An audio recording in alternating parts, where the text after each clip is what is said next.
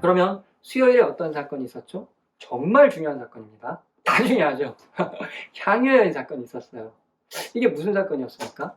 이 예수님에게 어떤 여인이 찾아와서 향유를 붓는데 그 향유의 가치가 굉장히 중요하죠. 엄청난 고가의 향유를 부어요. 그랬더니 그 방 안에 있던 사람들이 가만히 있지 못하고 다 분노를 한단 말이에요. 그러면 우리가 이스라엘에서 향유가 어떤 때 사용되었는지 그것을 좀 생각해 봐야겠죠. 이 향유의 사용 용도가 뭐였습니까? 이 향유는 이 왕들의 대관식, 입관식 때 사용이 됐었어요. 그리고 또 이 향유는 이 대제사장이라든지 아니면 이 성직자들, 선지자들을 임명할 때 기름 부을 때 사용되었던 게 이 향유예요. 그리고 이스라엘의 기후의 특성상 밖에 나갔다 돌아오면 이 머리에 무언가를 써도 머리가 빨갛게 익는다고 합니다. 그러면 그 열기를 식혀주기 위해서 그 위에다 향품을 발랐대요. 그리고 이 손님들의 옷냄새 제거, 요즘 말로 하면 페브리즈 정도죠. 향유가 그렇게 사용됐어요. 그런데 좀 더 대중적이고 좀 더 일반적인 용도가 뭐였냐? 바로 이 장례식 때 향품으로 사용되었던 게 향유예요. 근데 그런 모든 경우에 사용됐던 향유는 올리브 기름이에요. 좀 저가에 어느 집에나 구비하고 있고 손쉽게 구할 수 있는, 그리고 좀 저가인 그런 향유를 사용했어요. 근데 이 사건에서 여인이 사용했던 향유는 그런 게 아니죠. 이 나드죠. 바로 당시에 이 인도의 히말라야 산맥에서 독점 공급을 하는 거예요. 이게 지금 말로 하면 아주 고가의 그 명품 향수죠. 그러니까 당시에 그냥 아주 귀족 부인들 있죠. 일반 귀족이 아니라 로마의 가죽 귀족 부인, 그런 사람들만이 독점할 수 있었던 그런 제품이었단 말이에요. 성경에 보면 300데나리온이라고 하는데 그 300데나리온은 최저예요. 450데나리온까지 이 나드라는 향품은 가치가 있었단 말이에요. 그런데 이 300데나리온 가치가 어떤 가치입니까? 그 일용직 노동자들, 이 장인들이 하루 종일 일했을 때 받는 그 임금이 한 데나리온이었어요. 그럼 그런 사람들이 365일 하루도 빠짐없이 일거리를 가지고 일을 했을 경우에 만질 수 있는 그런 고가의 가치의 돈이에요. 엄청난 가치의 향유였죠. 그런데 이 여인이 그 향유를 아주 조금만 따라서, 아유, 나 이 향유 너무 가치가 소중하니까 우리 예수님한테 아주 조금만 뿌려줘야지, 이렇게 했습니까? 아니죠. 향유의 목을 따버렸어요. 옥합을 깨트렸다는 게 그 말이에요. 그래갖고 완전 다 부어버렸어요. 그럼 상황을 생각해 보세요. 그 방에 있던 모든 사람들, 뭐 성경에서는 뭐 그게 가룟 유다라고도 말하고, 모든 사람들은 다 광분할 수밖에 없어요. 왜? 아까 제가 자세하게 설명을 드렸죠. 어떤 사람들이었는지. 그런 사람들이 보는 눈앞에서, 그것도 사람 한 명한테 그 고가 영예를 다 부어버리니까 이 사람들은 어떻게 하겠어요? 분노하는 거예요. 그것을 팔아서 가난한 사람들한테나 주지. 또 거기다 예수님이 가만히 있으면서 뭐라고 그러죠? 놔두라고 그래요. 왜? 가난한 사람들 너희와 항상 함께 있지만 나는 그렇지 않다는 거예요. 그 여인이 자신의 장례를 준비해 주셨다고 그래요.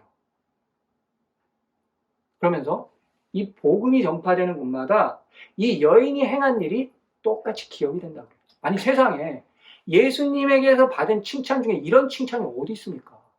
이게 뭘 말하는 걸까요? 도대체 예수님께서는 왜 이렇게 행동하시고 이 여인은 왜 이렇게 부었을까요? 보세요. 우리는 성경에 보시면 1차, 2차, 3차라고 하면서 이렇게 저희가 공부도 하고 그랬어요. 예수님께서 성전에 입성하시기 전에 제자들과 무리들에게 자신이 순환받고 어떻게 돌아가실지를 계속 이야기해 주셨어요.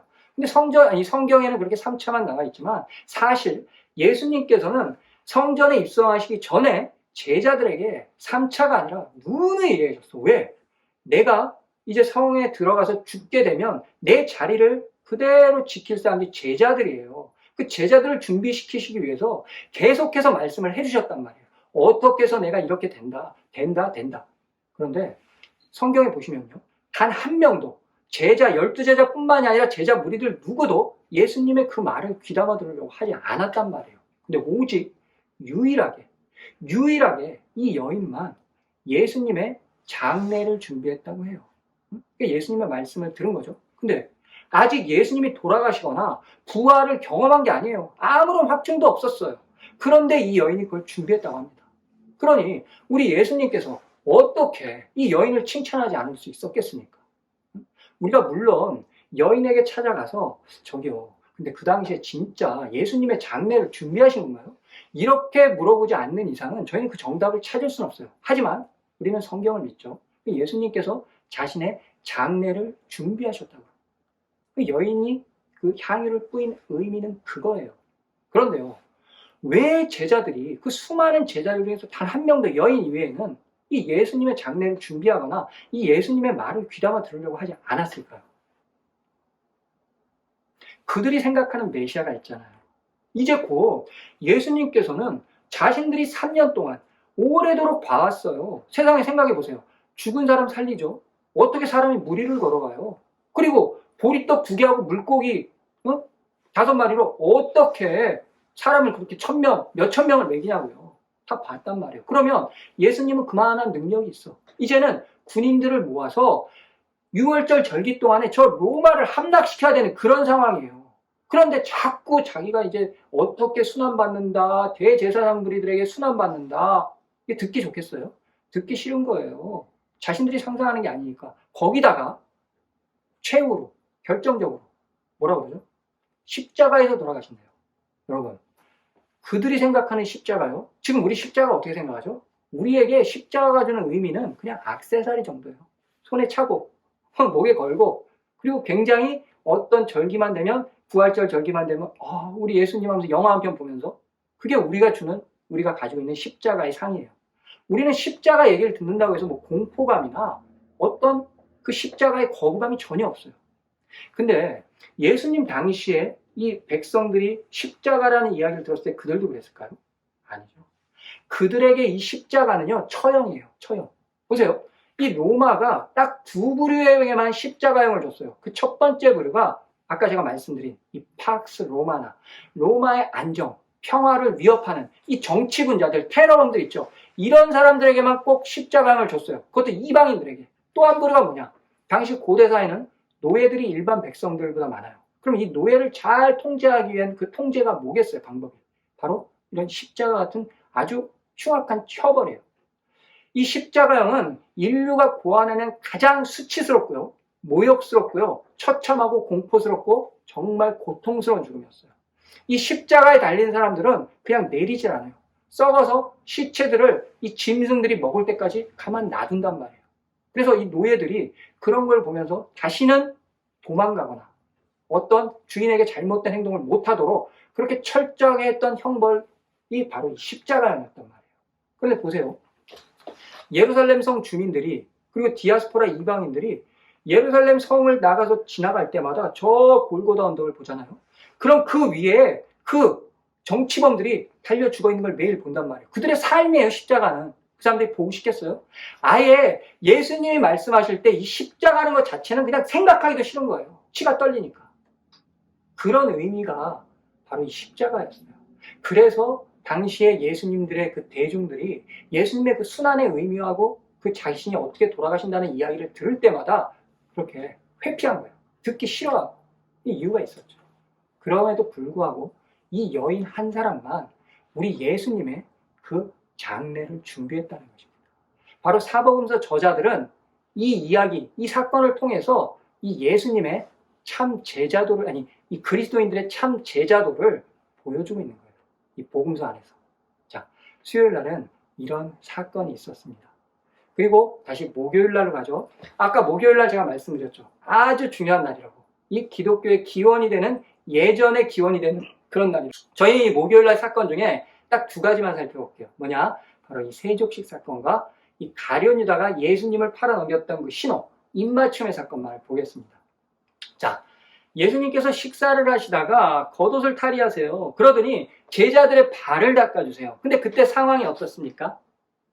뭐 성경에는 베드로가 대표로 나와요. 완강하게 부인하죠. 근데 사실은 그 방에 있던 제자들이 전부 다 완강하게 부인해요. 성경에 보면 그걸 해석하는 주석서를 보면 베드로가 사용했던 언어가 헬라어로 예수님을 꾸짖을 정도의 강도의 언어였다고 그래요.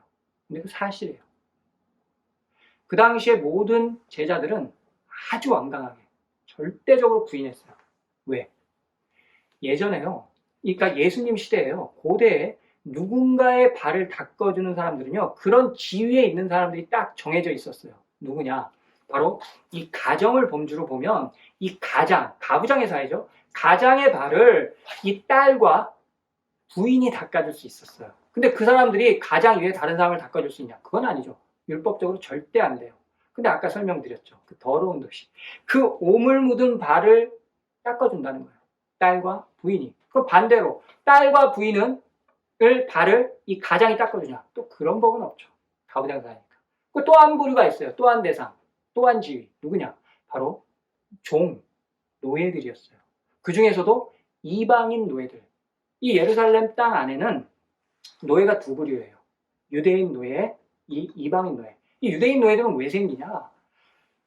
이 빚이 채무를 못 갚다 보니까 결국에는 노예로 팔려요. 근데 당시에 이 유대인 노예들은 인기가 전혀 없어. 왜? 이 율법에 위배되는 거는 노예들한테도 시키지 못하도록 법으로 금지해놨어요. 종교법으로. 6년째 되면 7년째 안식년이니까 풀어줘야 돼요. 그러니까 노예의 가치가 10배 이상 차이가 났단 말이에요.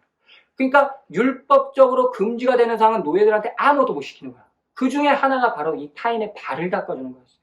오직 이방인 노예들만이 닦아줄 수 있는 거예요. 그만큼 수치스럽고 부도덕하고 율법으로 금지되어 있는 금기시되는 그런 상황이었단 말이에요. 근데 우리 예수님께서 발을 닦아주셨죠. 자, 보세요. 만약에 예수님께서 그 방에 있던 제자들 누군가를 지목하신 다음에 네가 우리 형제들의 발도 좀 닦아주고 내 발도 좀 닦아주겠니? 그랬을 경우에 단 한 명이라도 네! 제가 할게요, 예수님. 그랬을 사람이 있을까요? 아니죠. 제자들은 누가 위냐 앞으로 그거 따지는 사람들이에요. 제자들은 이구동성으로 이렇게 말해요. 예수님 너무하시네.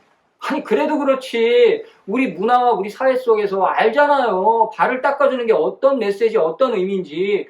아니 그런 수치스러운 일을 우리가 어떻게 해요. 이런 상황이었단 말입니다.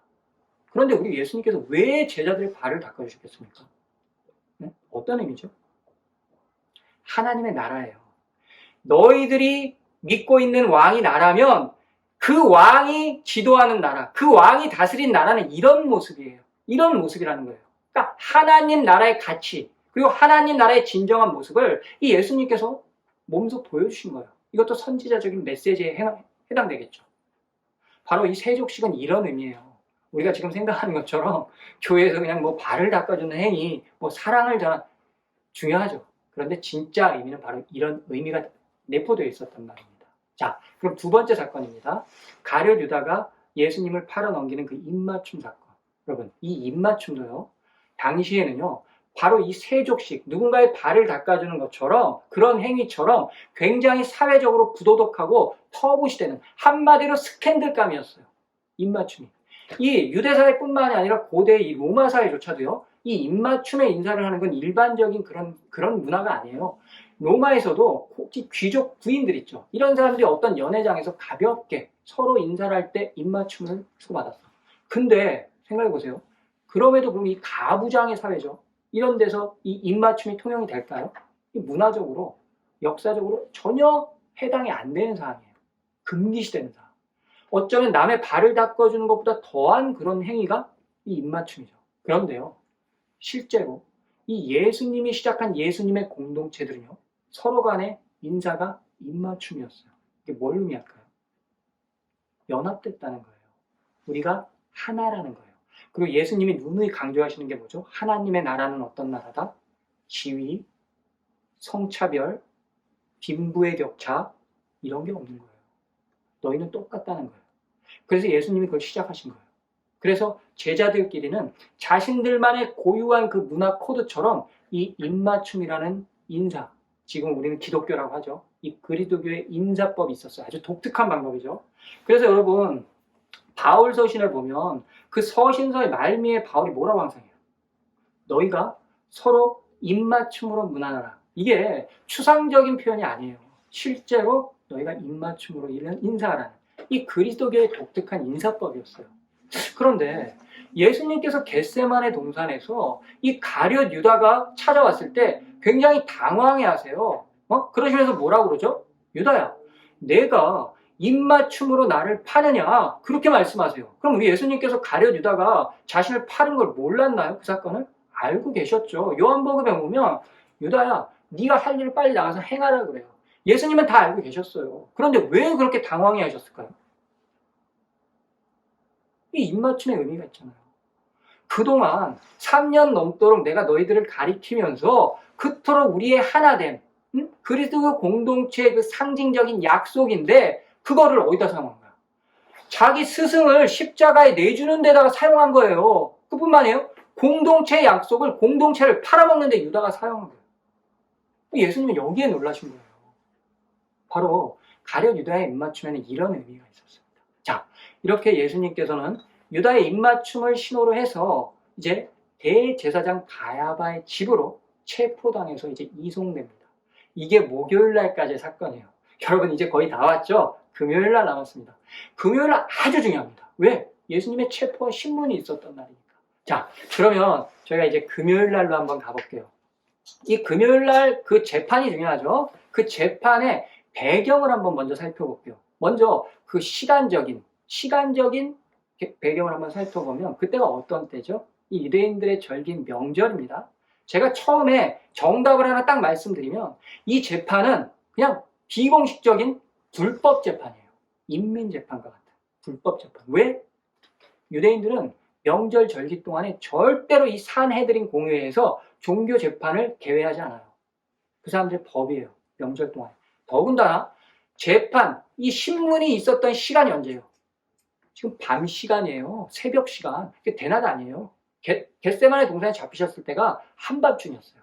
그러니까 새벽 동안에 이런 모든 게 이루어졌단 말이에요. 그럼 이게 시간적으로 재판의 성립 요건이 안 되죠? 자, 그럼 장소를 한번 볼게요. 장소가 어디였습니까? 제일 먼저 대제사장의 사택이에요. 두 번째 어디예요? 총독 관저죠.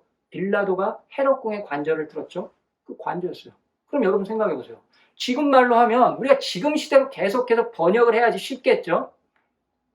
어떤 시의원, 굉장히 높은 직책의 관리야, 우리 공무원이야, 공직자야. 근데 그 사람 개인 주택에서 한 사람의 생명을 요구하는 그런 재판이 열릴 수 있겠어요?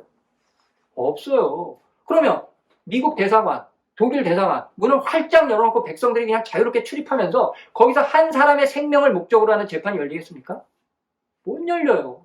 똑같은 거예요. 그런 상황이었어요.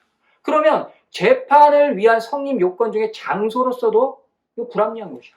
마지막으로 재판에 뭐가 중요해요? 사람들 중요하죠. 배심원, 원고 측, 피고 측, 변호인, 검사 측 아무것도 없어요. 오직 고소인 측만 있어요. 고소인 측만. 그런데 우리는 성경을 보면 이런 말이 나오잖아요. 산헤드린 공회가 소집되고 대제사장, 장로들, 바리새인, 서기관들이 왔다. 그래서 진짜 전부 다 온 줄 알아. 그런데 실제로는 그렇지 않았다는 거예요. 이 유대인들의 정식 이 종교 재판이 개최되려면요, 적어도 23명 이상의 정족수가 채워져야 돼요. 근데 여기 보면 우리가 잘 알고 있는 그 성경에 그 의원들 중에, 높은 의원들 중에 누가 있어요? 아리마대 요셉이라든지 이 니고데모 같은 사람들 있죠. 이 안나스가 수장이라고 그랬죠? 불렀을까요? 전혀 부르지 않았어요.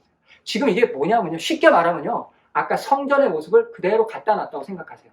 이 재판은 완전하게 백성들이 지나다니지 못한, 백성들의 출입이 통제된 상태에서 완전히 이 안나스, 아까 그 독점 상권을 가지고 있었던 그 안나스 무리들에 의해서 계획된 그 시나리오 안에서 움직이는 거예요. 여기에 모인 모든 배심원이라든지 그런 사람들, 이 예수님의 신문에 가담했던 사람들, 그리고 재판에 가담했던 사람들은 쉽게 말하면 아까 성전 상인들 있죠. 그 상인들까지 다 포함된 거예요. 안나스의 수족들, 이 의원 중에서도, 높은 사람들 중에서도 안나스를 따르는 사람들, 그 밖에도 전부 다 안나스가 돈으로 매수한 사람들이에요. 한마디로 이 안나스의 완벽한 시나리오 속에서 우리 예수님의 재판이 진행된 거예요. 자, 그럼 제가 아까 처음에 시작할 때 뭐라고 그랬습니까? 오늘 저희가 이 성경을 좀 변론해주는 일이 있겠다고 그랬죠? 바로 지금 이거예요. 여러분, 우리가 예수님을 달아 죽인 사람들이 이런 성전 지도자들도 있지만 뭐라고 우리가 생각하고 있죠? 유대인 백성들이라고 생각하고 있어요. 왜 우리가 그런 생각을 강하게 갖고 있냐? 그 중에는 영화의 영향이 굉장히 커요. 여러분, 패션 오브 크라이스트 아시죠? 저도 그 영화를 몇 번 봤어요. 거기 보면 어떡하죠? 갑자기 군중들이 하루아침에 돌변해요. 그래갖고 예수님 막 십자가에 못 박으라고 막 스타우로, 아이로 막 그래요. 못 박아라, 없이 하라. 그래서 우리는 전부 다 그게 유대인 백성들이라고 생각한다고요. 네? 아니란 말이에요. 절대 아닙니다, 여러분. 유대인 백성들은요, 전부 다, 이렇게 표현을 하면 좀 과장되겠지만, 100% 전부 다 예수님의 지지자들이었어요. 물론 거기서 빠지는 인원이 누구냐? 바로 이 안나스가 돈으로 매수한 사람들. 그 이외에 예루살렘 성 안에 이 절기 때 들어와 있는 모든 성 안의 백성들, 이방인 디아스포라들까지 다 합쳐서 다 예수님 지지자들이에요. 그런데 지금 이 시간에 철저히 통제된 상태에서 밤 시간이라고 그랬죠. 이 사람들의 관심이 어디 쏠려 있어요? 유대인 백성들이. 이제 금요일 저녁부터 시작되는 6월절 절기에 온통 정신이 팔려 있어. 그래서 방 한 칸이라도 갖고 있는 사람들은 6월절 법대로 그 누룩을 제거해야죠. 그리고 6월절 음식 쓴 나물 같은 거 준비해야죠. 정신이 거기 다 팔려 있어요. 그 몸이 피곤한 상태에서 지금 다 잠들어 있단 말이에요. 혹시 알더라도 아까 말씀드렸죠. 완전히 통제된 상태예요. 들어갈 수가 없는 거예요. 그러면 누구냐? 여기에서 막 예수님을 죽이라고 했던 거예요. 이 안나스 무리들이었어요. 여러분 이 역사적으로 바로 알아두셔야 된단 말입니다. 이 재판은 한마디로 뭔지 아세요? 인민재판이에요. 이 공산당들이 사람들 쫙 세워놓고 많은 재판이야. 넌 무슨 죄? 땅땅. 예수님이 이런 상황이었단 말이에요. 우리 예수님께서는 철저하게 계획된 속에서, 통제 속에서 이 안나스 무리들에 의해서 십자가에 달리셨던 거예요. 자, 그러면 여기서 이 십자가에 내주는 데 일조를 했던 그 빌라도의 상황을 좀 저희가 좀 알아봐야 돼요. 그것도 배경에 속합니다. 당시 빌라도가 어떤 이력을 갖고 있었죠? 이 세아누스라는 엄청난 배경을 등에 업고 있어요. 그런데요, 예수님께서 돌아가시는 그 한 주간 동안에는 이 빌라도의 상황이 완전히 역전돼요. 왜? 로마에서 어떤 일이 일어나냐? 이 세아누스, 빌라도의 배경이 처형을 당해. 자신의 장인이자 왕이었던 티베리우스 황제를 모함했다는 그 모함죄, 영모죄로 몰려서 처형을 당해요. 그러면 이 세아누스만 처형당해요. 고대에 보면 이 왕족들이. 일가족은 다 처형시키죠. 뿐만 아니라 그 군부에 있던 자기의 수족들까지 다 처형을 시켜요. 그럼 그 빌라도 어떤 상황이야? 자신은 세아누스의 직계예요. 만약에 이 로마에서 소환령이 떨어지죠. 이 빌라도는 이제 자기 끝났다고 봐야 돼. 그러니까 얘는 예수님의 그 마지막 한 주간 동안에 로마 황제의 눈치를 보느라고 몸 정신이 나가 있는 상태, 혼이 나가 있는 상태, 죽으니까 생명이니까. 거기다가 또 누구 눈치를 봐야 될까요? 헤롯 안디바 들어보셨죠? 갈릴리의 분봉왕. 이 친구의 눈치를 봐야 돼요. 왜? 명절 동안에 헤롯 안디바도 거기에 입성해 있는 상태예요. 근데 평상시에 안디바하고 빌라도의 사이가 안 좋아요. 굉장히 안 좋았어. 정치적으로. 왜? 자신도 갈릴리의 분봉왕인데 모든 실권은 얘가 행사하거든. 그러니까 서로 이게 안 좋았단 말이에요. 그리고 빌라도는 분봉왕 헤롯 안디바를 그냥 우습게 보고 저 따위야. 그렇게 안 좋았어. 근데 만약에 이땐 달라. 헤롯 안디바가 만약에 빌라도의 어떤 꼬투리를 잡아서 이 명절 기간 동안에 무슨 일이 조금이라도 있으면 로마의 상소를 올려버려. 제 정치가 엉망이라. 그러면 이 본디오 빌라도는 또 가이사에게 소환을 당하는 거예요. 그러니까 헤롯 안디바의 눈치 봐야지. 또 누구 눈치 보겠어요? 성전 제사장들, 이 현지 협력자들 눈치를 봐야 된단 말이에요. 이 사람들 말을 안 들었다가 상소 올리면 또 끝나는 거야. 마지막으로 누구 눈치 봐요? 백성들 눈치 봐야죠. 밀란이 일어나면 자기가 또 통치 부족으로. 그러니까 이 예수님의 마지막 한 주간 동안의 이 빌라도의 상황은 뭘 할래야 할 여력이 없었단 말이에요. 자신이 살아남아야 돼요. 어떠한 뭘 잡아서라도. 그런 상황이었어요. 그럼 우리 예수님의 상황은 어땠습니까? 예수님은 무조건 명절이 시작되기 전에 죽어야 되는 상황이었어요. 왜? 이 대제사장 무리들은 그 전에 예수님을 죽여야 돼요. 명절이 시작되면 이제 더 이상 죽일 수가 없는 거야. 꼭 죽여야 됐어. 또 하나. 우리 이 복음서 보면 굉장히 저는 궁금한데 여러분도 좀 궁금하실 수 있는데. 아니 예수님을 고문한 그 로마 군인들 있죠. 아니 그 사람들 왜 이렇게 심하게 고문할까요? 이미 예수님은 채찍이고 뭐고 너무 많이 피를 쏟으셔갖고 힘이 없는 상태예요. 근데 로마 군인들이 엄청나게 수치, 모욕 주면서 예수님을 엄청 괴롭혔다고요. 왜 그랬을까요? 당시에요. 예수님을 그렇게 고문하고 십자가에 달았던 사람들은 로마인이 아니에요. 여러분, 당시에 이 빌라도를 포함해서 빌라도를 보좌하고 있는 이 군인 장교급들 이외에는 전부 다 이 예루살렘에 들어와 있는 군인들은 다 용병들이었어요. 가이사랴, 그리고 저기 두로 지방, 그리고 사마리아, 그리고 이집트의 알렉산드리아. 그런데요, 문헌에 보면요, 예수님을 고문하고 십자가에 달았던 그 군인들은 군인들 중에서 가장 힘이 센 사람들이 그런 일을 해요. 다 사마리아 용병들이었다. 그럼 여러분 생각해 보세요. 이 유대하고 사마리아가 어떤 관계죠? 원수도 이런 원수가 없어요. 그런데 그 원수의 왕이래. 근데 십자가에 달려 죽는다는 거야. 이 사람들 얼마나 웃기고 같지 않겠어. 그러니까 그렇게 더 심하게 한 거예요. 그러니까 우리 예수님은 마지막 한 주간 돌아가실 때 있잖아요. 최악의 상태인 거예요. 모든 상황이 최악의 조건이었어요. 자, 그러면 이 성경을 보면 또 한 가지 저희가 궁금해져야 하는 게 있어요. 이 빌라도가 굉장히 우리 예수님을 변호하는 입장처럼 보여요. 왜? 성경에 보면 그 부인이 꿈을 꿔요. 꿈을 꾸는데 그 선한 사람을 건들지 말으라는 막 이런 말도 해요. 맞죠? 그리고 빌라도가 자꾸 재판을 끄는 것 같이 보인단 말이에요. 죄가 없다 그러면서 안디바에게도 보내고 막 그래.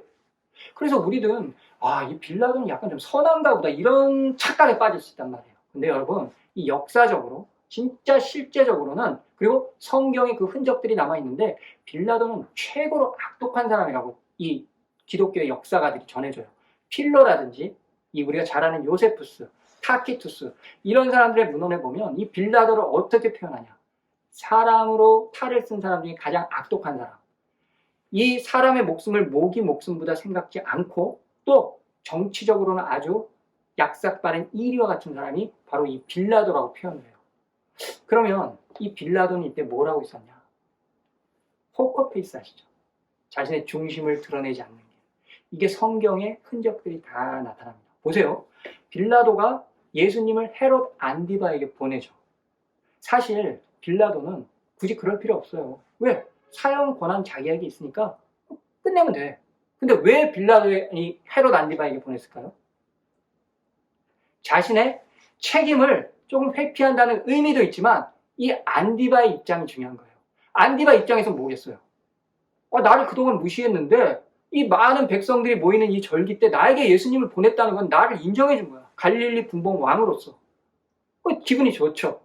그런데 예수님을 신문해도 죽일 죄를 못 찾는 거예요. 그럼 어떻게 하죠? 빛난 옷, 하얀 옷을 입혀서 보내죠. 이게 뭐예요? 이게 문화적인 거죠. 바로 결백을 증거하는 거예요. 흰 옷은 결백을 상징해요. 그러니까 예수님께 돌려보내요. 그러면 이 빌라도는 하나의 경우의 수를 차단한 거야. 뭐겠어요? 이 일로 인해서는 안디바는 이 명절 기간 동안에 자기에 대한 고소를 할 일이 없는 거예요. 뭐라고 그래 성경에? 서로 친구가 됐대잖아요. 그날 빌라도하고 안디바가. 이게 실제 사건이에요. 실제예요. 그 두 번째, 이 제사장들과의 관계예요. 빌라도가 시간을 계속 끄는 것처럼 보이니까 이 제사장 무리들이 단수를 쳐요. 이 바둑의 단수 아시죠? 더 이상 물릴 수 없는 수. 뭐라고 그러냐? 필로스 호 카이사르. 필로스 호 카이사르. 이게 바로요, 이 로마 원로원에서 사용되던 그 비밀 집단의 정치적인 용어였어요. 뭐냐? 한마디로 멤버십의 멤버십. 황제의 친구, 가이사의 친구, 가이사의 충신. 그런 멤버가, 비공식적인 멤버가 있었어요. 그래서 서로 자기들끼리 호칭을 그렇게 쓴 거야. 황제의 친구라고, 황제의 충신이라고. 만약에 이 멤버에서 탈퇴되거나 도태되면요, 그 사람은 정치적으로, 경제적으로 모든 생명이 끝나버리는 거예요. 근데 정말 놀라운 게, 유대의 이 성전 지도자들이 그 로마의 원로원에서 쓰는 그 멤버십의 그런 용어를 알고 있었다는 게 정말 놀라운 거죠. 그러니까 당시에 이 대제사장들이 얼마나 로마에 가까운 삶을 살았다는 거예요. 그랬다는 거예요. 그렇게 말을 했을 때 이 빌라도가 어떻게 하죠? 빌라도가 최종 선택권을 줘요. 대제사장 무리들에게. 야, 가야바, 예수님 둘 중에 도와줄 수 있는 그 선택권을 준단 말입니다. 근데요, 사실 문헌에 보면요, 이건 역사적으로는 없었던 일이라고. 왜? 생각해보세요. 로마가 가장 싫어하는 게 뭐라고 그랬죠? 팍스 로마나를 위협하는 그 정치 테러범들이에요. 그런 사람들만 십자가형을 시킨다고 그랬죠. 근데 그 가야바는 성경의 강도라고 나오는데 사실 그런 노상 강도가 아니라 이런 정치 테러를 하는 중에 사람을 죽인 그런 강도범이에요. 그런 전례가 없었다고 해요. 그런데 복음서에는 이런 전례가 있었다고 증거를 하잖아요. 그러면 아마도 예수님 당시에는 이 유대와 이 로마 사이에 이런 관례가 있었나 봐요. 그래서 그걸 선택권을 줬단 말이에요. 그랬더니 이 대제사장 무리들이 만약에 예수를 놓아주면 당신은 가이사의 친구, 충신이 아니라고 말한 거예요. 그랬을 때 이 빌라도가 뭐라고 얘기합니까? 내가 너희의 왕 예수를 십자가에 못 박으랴 그럼 이 말을 딱 했단 말이에요. 그랬더니 또 대제사장들이 뭐라고 해요? 우리에게는 왕이 한 명, 가이사밖에 없습니다 그래요. 그러면 빌라도가 어떻게 하죠? 손을 씻는 행위래요. 나에겐 잘못이 없다는 거예요. 그랬더니 이 유대 지도자들이 그러는 거예요. 저 사람의 피를 우리의 머리로 돌리래. 이게 뭐야? 우리가 책임지겠다는 거예요. 그럼 보세요. 빌라도는 이 대제사장 무리, 이 이방인 무리들에게 황제에게 충성하겠다는 가이사밖에 없다는 그 충성 선언을 받아내요. 뿐만 아니라 이제 자기는 죄가 없는 거예요. 만약에 밀란이 일어나도요. 이제 로마 황제는 얘를 더 이상 문책할 필요가 없어. 왜? 유대인 현지 지도자들이, 협력자들이 달라고 그랬어. 자신들이 책임진다고. 그러면 백성들도 대표하기 때문에 동의한 것과 마찬가지인 거예요. 보셨죠? 이 빌라도는 성경에 이런 많은 흔적들을 보여줘요. 아주 악독한 사람. 이 정치적으로 자신이 피해 나갈 길을 다 만든 거예요. 그러니까 자신의 최악의 조건을 이제는 최선택의 최상의 조건으로 그렇게 만든 거예요. 그럼 결국에 여러분, 우리 예수님께서는 바로 이 정치적인 음모, 이 빌라도와 대제사장 무리들 사이에서 한 주간 동안의 그들의 이권 싸움, 그 자신들의 그 정치적인 음모 싸움 속에서 돌아가셨다는 겁니다. 이게 이 일요일 입성부터 이 금요일 날 십자가에 달리실 때까지의 역사적인 사건입니다. 그리고 그곳에서 우리가 그 의미를 찾아야 됩니다. 자, 이 예수님은 마지막 한 주간 동안에 모든 면에서 가장 불리한 조건, 신문과 재판을 받으셨습니다. 이제 예수님께서는 십자가에 달리셨고 오후 3시가 되었습니다. 그 시간에 이 예루살렘 전역은 이 유월절을 지내기 위해서 이 양을 잡는 일이 동시다발적으로 시작이 됩니다. 그렇다면 이 수만 마리의 양떼가 한꺼번에 지금 죽는 그런 장면을 우리가 상상하면 돼요. 그럼 한번 생각해 보세요. 지금 예루살렘 성 안은 이 도살당하는 수만 마리 양들의 그 피비린내, 그리고 죽을 때 그 고함 소리로 엄청나다는 거예요. 그 비명 소리. 근데 같은 시간에 이 예루살렘 성 반대편의 그 골고다의 언덕에서도 비명 소리가 들렸다는 거죠. 우리 예수님께서도 양들이 도살당하던 바로 그 시간에 십자가에서 희생당하셨습니다. 이 예루살렘 성전을 중심으로 이 유대인들을 다스리던 그 안나스의 가문은 로마의 권력과 통치에 타협하고 협력했습니다. 그들은 이 기득권 유지를 위해서 하나님의 자리도 로마의 황제로 갈아치웠습니다.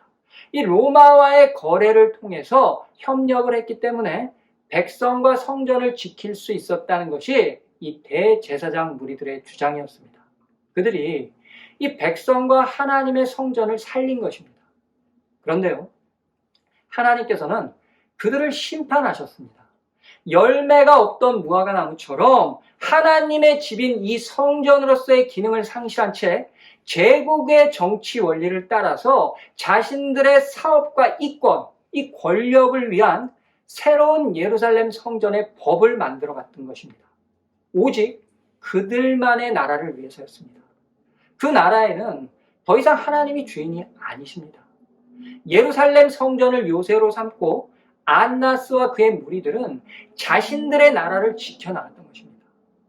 예수님의 죽음은 실패한 이 나사렛 출신 혁명가의 죽음이었습니다.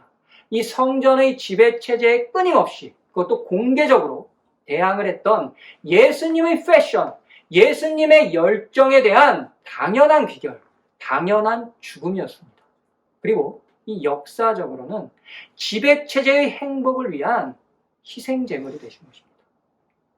이 땅에서의 이 예수님의 마지막 한 주간은 길었고 수치와 고통으로 얼룩진 이 패배의 한 주간이었습니다.